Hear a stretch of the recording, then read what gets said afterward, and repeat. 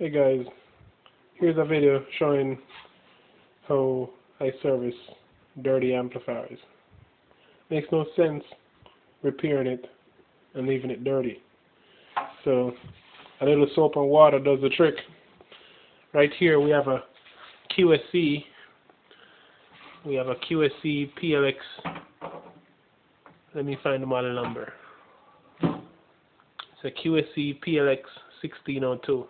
Taking a shower. If you notice, there's soap, a little brush to get the dirt out, and water. So make sure everything is nice and clean. And there we have it. A very well serviced amplifier here.